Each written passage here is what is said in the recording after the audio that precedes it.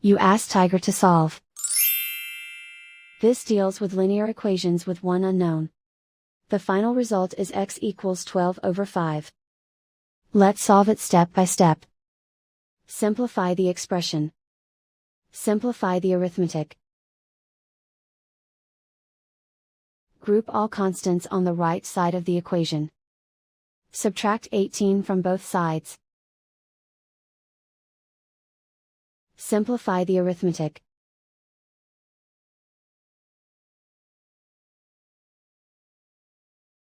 Isolate the x. Divide both sides by 5. Simplify the fraction. And so the final result is x equals 12 over 5.